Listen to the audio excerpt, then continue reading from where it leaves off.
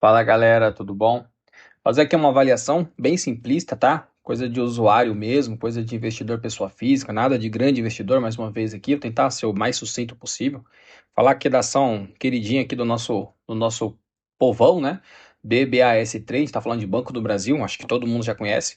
Bom, vou dar minha opinião, uma opinião pessoal, não é nada de recomendação de investimento, mas fica a minha opinião aqui, eu acho que eu gostaria de compartilhar com as pessoas que estão vendo esse vídeo também, de maneira bem sucinta, tá? Todo mundo sabe que hoje que a ação da Banco do Brasil foi bastante castigada pelo mercado. O pessoal espera aí que a ação venha a crescer aí de maneira eterna, mas não é bem por aí, né? A gente sabe que tudo é volátil. Bolsa de valores é justamente isso mesmo, né? Vou tentar uma avaliação que eu vou usar a plataforma do Investidor 10, acho que muitas pessoas utilizam até para poder fazer suas referências. Bom, gente, é o seguinte, acho que a cotação, a gente sabe que teve uma grande queda aqui nos últimos dias, tipo, pá, pouco menos de R$ 19, chegou a bater um pouco acima dos 20, mas agora está com uma variação nos últimos 12 meses aí, está falando de 24% de baixa. Eu acho que agora é o momento de investimento, quem tem ali uma reservinha para fazer, acho que vale a pena. O PL, poxa vida, o PL está abaixo de 5, ou seja, o mercado está disposto a pagar aí um valor bem atrativo relacionado ao lucro, né? O preço sobre PE, hoje a gente está em 0,60, ou seja, 60% do valor da cota da ação. Ou seja, hoje se praticamente acabar com o Banco do Brasil, você pagaria, tem 60% ali, que pagaria todos os seus cotistas e ainda sobraria 40% de valor patrimonial, ou seja, algo fora de série. Esse dividend yield hoje de 12,5%, obviamente que ele está projetado um pouco acima, porque a cota da ação baixou bastante, né? Baixou 6% só no último pregão, praticamente, um absurdo, né? E agora, obviamente, com isso, o dividend yield projetado ele está lá em cima, né? Mas a gente sabe que o dividend yield, na média, fica na cota de 8%, 10%. Só quando você consegue fazer uma compra bem baixa, vale a pena. Eu hoje, se eu tivesse um pouquinho mais, eu aportaria mais. Vale a pena, ao meu ver. Ó, você pode observar que há um ano atrás, a gente estava falando que essa cota estava na média ali de seus R$ 25, no mínimo 25, chegou ali seus R$ 26. E há poucos meses atrás, praticamente aí, praticamente o quê? A gente está falando aqui de 3 meses atrás, estava R$ 28, né? Chegou a bater seus 29. E agora a gente está trabalhando aí praticamente em R$ 19. Você vê que assim, é um crescimento absurdo, né? Para sair de 19 para chegar ali nos seus 28, tá falando de pelo menos R$ 7 ali de ganho por ação. É algo que não dá para perder essa oportunidade, né? Quem tem, lógico que não é uma recomendação, mas quem tem uma possibilidade de fazer um aporte modesto ali, cíclico, semanal ou mensal, quinzenal, é válido até para poder gerar um caixa no longo prazo aí, que eu acho que a gente sabe uma ação que a tendência dela a gente sabe que é sempre crescer. Você pega um gráfico maior de 5 anos, você pode observar. A gente está falando aqui que em 2020, ali, quando você saiu da pandemia, você falando um valor de pouco menos de R$ 10, aí, 10, R$ 11. Ou seja, a gente está falando que agora, num período não tão absurdo, 5 anos depois, saindo um valor de cota de R$ 10. Por mais, caiu absurdo agora, praticamente R$ 20, 19 para R$ 20, está falando de 100% de valorização em 5 anos. Ou seja, um absurdo, você está falando de 20% ao ano de média ali, é algo que faz totalmente sentido para mim, entendeu? Então a gente sabe que quem investiu aqui, mais que, eu investi no pico aqui, na cota de 13, quase R$ 14 em 2020, mas, poxa vida, há poucos dias estava falando de R$ 27, R$ 26, mesmo assim são R$ 10 a mais, é um absurdo. Então, uma pagadora de dividendo constante e com uma valorização constante, então não tem o porquê de não investir. Pelo menos ao meu ver, como pessoa física, não sou um investidor grande, mas eu acho que como um trabalhador comum, quando sobra ali um pouco de dinheiro, fazer um aporte visando ali um longo prazo. A gente está falando a partir aí de 2, 5 anos, 10 anos, já pensando numa aposentadoria, pensando numa rentabilidade ali com o filho, eu acho que faz sentido. Trazendo aqui alguns pares, algumas rentabilidades a mais, algumas informações do Investidor 10 que nos dá algumas referências. Eu acho que é sempre válido fazer essa avaliação. Você pode observar de fato, nos últimos 5 anos tivemos uma paridade baixa, justamente agora, ou seja, a rentabilidade caiu bem, porque obviamente que teve o mercado enxergou esse risco externo, e a rentabilidade, no caso, o lucro do banco ficou sendo um pouco abaixo do esperado, mas, poxa vida, o banco ainda tem um faturamento, teve um lucro muito alto ainda. Daqui a pouco mais baixo vamos falar sobre os lucros, acho que é mais fácil enxergar lá mais abaixo. Aqui fazer uma avaliação bem rápida da questão do dividendo, como a gente estava falando, né? Se pega um dividendo médio aqui de 5 anos, a gente está falando de dividendo médio de 8,5% líquido, né? A gente está falando aí pouco abaixo ali de uma rentabilidade de renda fixa, né? Só que, poxa vida, isso aqui está colocando já um dividend yield, sem considerar que você vai ter ali o seu ganho da cota, essa valorização, você pode investir isso novamente, ou seja, o seu dividend yield médio vai se tornar maior, obviamente que você vai fazer os aportes do que você ganha, ou seja, o seu dividend médio vai se tornar maior. Se você observar aqui ao longo dos 10 anos, você vê que você não tem uma grande variação. Então, ó, lógica, salva a questão ali do período da pandemia ali, que caiu bem, né? A gente tinha realmente uma situação um pouco mais, até o pré-pandemia, que a gente sabe que houve uma questão política, que dificultou bem a questão do Banco do Brasil, mas após isso o banco se performou de maneira excelente, né? 22, 23, pode observar que atendeu de maneira muito sucinta. Se você observar a questão de pagamentos, né, de proventos para nós, que são pequenos investidores, para nós faz muito sentido isso, até essa rentabilidade, ter esse controle do que vai gerar os nossos caixas. Pode observar aqui, ó, praticamente você tem ganho, você tem pagamento a cada trimestre, né? Pode observar que você vai ter o pagamento, Datacom, praticamente você só tem quatro meses no ano que você não tem a Datacom. Datas de pagamento do mesmo sentido, praticamente você tem pagamento, 8 fluxos de pagamento ao longo do ano, ou seja, se você for pensar, a cada 2 meses você vai ter pagamento, só no terceiro mês que você pularia, então faz total sentido, é praticamente quase que uma renda fixa, quase que um pagamento contínuo, então, ou seja, aquele dividendo vai te gerar um ganho ali no mês a mês, não faz sentido não aportar pensando até como se fosse quase um fundo imobiliário, já que você vai ter um ganho constante. Se você observar nessa parte aqui do payout do banco, mais uma vez colocando, é um payout linear, né? Salvo estender um pouco mais aqui para 10 anos, estender um pouco mais, você pode observar que ele vem aqui num payout mesmo nos últimos 5 anos, praticamente ali com ganhos, né? É uma margem líquida, poxa vida, de 19 bi. Está falando que não me parece um valor tão baixo, por 19 bi, você vê que não é um banco que gera prejuízo, né? Ele não tem prejuízo, ó, 19 bi, está falando aqui de 29, foi para 33, foi para 29, ou seja, nós estávamos em 24, já que nos últimos 12 meses projetados atrás, no caso, né? De agosto a agosto. Então, ou seja, não tem nada tão fora assim do normal, né? Então, para a ação cai tanto, igual caiu nos últimos dias. É uma de especulação, a gente sabe que o grande investidor força o preço do mercado para baixo e o pequeno investidor, como eu, como muitos, acaba vendendo ali no desespero, mas eu vim aqui com esse objetivo de acalmar o coração do pessoal, falando, bem, não é por aí, também não adianta gastar e investir o que não pode nesse momento, esperando uma alta milagrosa, também não é esse o caminho.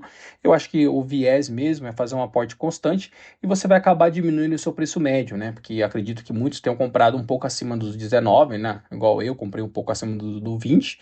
Então, realmente, você comprando um pouco agora, você consegue diminuir o seu preço médio. Vem a questão dos pares aqui, comparação aqui, comparar com as ações de mercado ali do setor de bancário. Poxa vida, não desmerecendo nenhum dos bancos, né?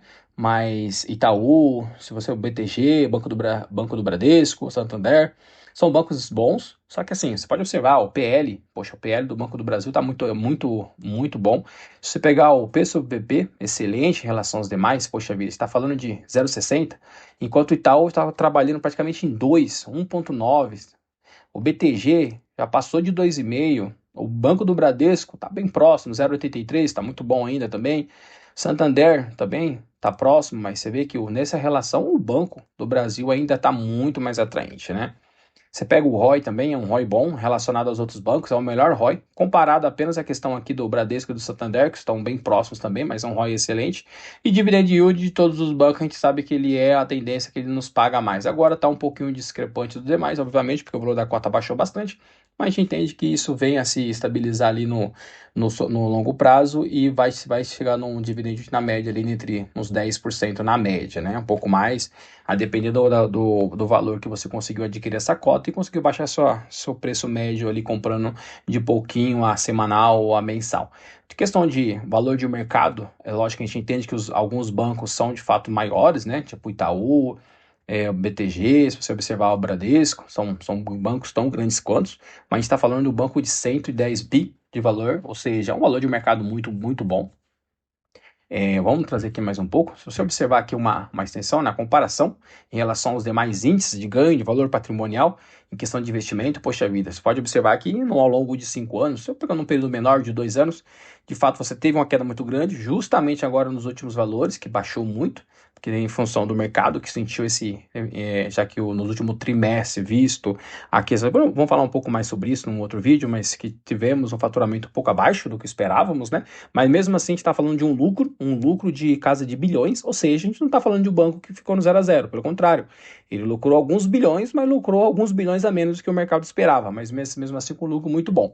Ou seja, tirando esse cenário, se você puxar aqui, a gente fala de 3 meses atrás, a gente está falando com um banco que estava ali com uma rentabilidade de 32% relacionado ao demais investimento. Ou seja, está falando de o dobro praticamente do Ibov, Ibov com 15,92. Bom, aí agora o mercado enxergou esse desespero, mas a gente sabe que a tendência é que ele volte, ele vai encontrar novamente aqui um crescimento, né? Trazendo aqui uma explicação bem rápida aqui, que a gente fala um pouco do Banco do Brasil. A gente está falando de um banco de mais de 200 anos, um banco no qual um dos principais acionistas, quem é o governo, ou seja, o governo sabe que o banco deles próprio não vai deixar falir o banco, então acho que o mercado vai entender que esse banco vai crescer. É um banco que o próprio governo precisa do dividendo. Agora existe um lançamento agora, né? Agora no próximo dia 14 desse mês vai fazer um lançamento do seu faturamento do trimestre e, obviamente, com o seu dado com o seu dado de dividend yield. Espera-se um dividendo talvez não tão alto quanto, mas esperaremos por esse valor para falarmos novamente, ok? Mas mais uma vez aqui, ó, igual a gente conversou, a gente está falando aqui de um banco que foi fundado em 1800, está falando de mais de 200 anos, um banco que já está na Bolsa de Valores desde 1977, ou seja, tem uma gama absurda de período aí de mercado. Tem muitos investidores nacionais, muitos investidores internacionais também, até por isso que existe essa força muito forte. A gente sabe que o dólar, nessa paridade que está hoje, 5,4 praticamente, R$ 5,40 para um, ou seja, se o mercado tira internacionalmente um valor de, sei lá, 2, 3 milhões de dólares, quando chega aqui no Brasil é o suficiente para realmente abalar muito aqui os nossos valores, né? Aí trazendo aqui mais algumas explicações, a gente traz até da onde está o mercado aqui, ó, a geração de valor, geração de serviço do Banco do Brasil. A gente está falando que, de fato, o Banco do Brasil, obviamente, o seu negócio é focado no Brasil. A gente tem algumas atividades de nível fora, né? Mas, de fato, a grande maioria da sua atividade bancária é vinculada apenas a nível nacional. Mas, vista a questão de território, a gente sabe que o Brasil tem fôlego para isso, de maneira bem sucinta. Questão de receitas, né, que eu falei um pouco anteriormente, puxar aqui um gráfico um pouco menor, gráfico de 5 anos. Você pode observar que em 2020, após aquele período ali de pandemia e tal, né, a gente vê que teve uma margem, teve uma receita crescente, a gente está falando de 125 novamente em 21, 22, 130, 236, 265, 2024, 275 bi. E agora, nos últimos 12 meses projetados, de agosto a agosto, a gente está falando de 278 bi. Lógico que sabemos que a projeção que agora, com o lançamento agora no dia 14, que seja um trimestre um pouco abaixo, mas de toda forma, a gente está falando que um banco que gerou 275 bi de faturamento com um lucro líquido de 24 bilhões. Ou seja, poxa vida, é um banco que ele está dando lucro de 24 bi. Ele não é um banco que vai gerar um prejuízo. Então, não vejo como a ação baixar tanto. Então, eu entendo que quem está no desespero não é esse o caminho. Vamos com calma. Quem tem caixa, continua aportando um pouco de cada mês. Eu acho que não precisa se desesperar, tá? Questão de lucro, mais uma vez aqui, ó, desculpa, vamos botar aqui na questão da receita, projetar para os 10 anos, né? Você vê, observa aqui que ao longo do período anterior não teve grandes quedas, pelo contrário, observar que nos últimos 5 anos tivemos crescimentos exponenciais. Está falando de uma rentabilidade anteriormente de 8 bi, 10 bi, 12 bi, e agora a gente tá trabalhando tudo na casa dos 20, né? Chegando nos 30 já, né? Lucro líquido, né? Então, assim, falar que um banco não está gerando receita, não está gerando lucro, não faz sentido, né? A questão, mais uma vez, aqui no lucro por cotação da B3. Mas vamos contar aqui, ó, não tem como. Acho que hoje o mercado pode observar que o lucro seria a linha verde, né?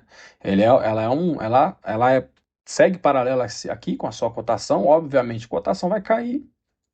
Geralmente o lucro líquido também tende a cair, né? E aqui eu deixo mais um comentário sobre a questão a evolução patrimonial, de patrimônio, obviamente, aqui da ação. Poxa vida, você pode observar que não tem o porquê do desespero. Se você puxar aqui nos últimos 10 anos, mais uma vez, você pode ver o quanto que ela vem crescendo continuamente. Não é um banco que ele te gera ali grandes preocupações, você vê que ele é um banco que ele é bem controlado, ele, por mais que seja um banco, seja uma empresa estatal, ele tem ótimos controladores. O governo, obviamente, tem um principal interesse, porque, obviamente, ele precisa desse dividendo que para cair na conta dele, até para poder subsidiar os programas do governo, obviamente. Se você projetar até num período menor de 5 anos, você vê que tem uma linearidade muito positiva. Então, o mercado hoje bateu de maneira forte, mas eu te falo que, ao meu ver, na minha avaliação, é mais uma questão mesmo de grandes investidores que conseguem movimentar a bolsa. Pelo menos na minha leitura de mercado, não precisa disso tudo. É uma empresa que está gerando um lucro muito absurdo, então não tem o porquê do mercado entender que é uma ação que merecia se cair seus 20%, não faz sentido nenhum. Vou deixar aqui minha conclusão de maneira bem sucinta, que não te falei, apenas um comentário de minha parte. Eu, por mim, enxergo que é uma ação que deve-se continuar fazendo os investimentos. Não vejo por que de parar. Logicamente, não dá para vender a casa, vender o carro e sair aportando como se fosse um louco. Não é esse o caminho. Eu acho que é um investimento parcial que a gente tem que fazer, visando ali o longo prazo. Mais uma vez, a gente coloca aqui, né? Se a gente puxa nos 10 anos, uma empresa que está crescendo, uma empresa que está gerando recurso, está gerando lucro, e obviamente com isso vai gerar aí os dividendos para quem é o seu acionista, né? Hoje, a BBAS3, o Banco do Brasil, está praticamente na carteira na grande maioria dos investidores. A gente sabe que essas corretoras, muitos falam que pode investir, que é a queridinha, do nada não é mais a queridinha, quando na verdade o banco em si não mudou seus fundamentos, não mudou seu conceito, ainda é um banco muito forte, ainda é, a minha leitura, pelo menos, o maior banco, uma vez que é um banco forte, é um banco de 200 anos, né? Não é um banco como, não desmerecendo, mas como alguns bancos digitais, que a gente sabe que não tem mercado, não tem tradição, não tem um histórico ali igual esses aqui. A gente está falando de um banco de 200 anos, não tem nem 50 anos de mercado algum desses bancos que estão hoje na Bolsa de Valores e com valores, na minha cabeça, muito inflados, né? Bom, é isso que eu tinha para hoje. Espero contribuir de alguma forma aqui para alguns pequenos investidores como eu. Esse vídeo não tem viés para os grandes investidores, até porque eu acho que hoje é os pequenos investidores que de fato está crescendo na bolsa de valores, tá? Abraço e fique com Deus.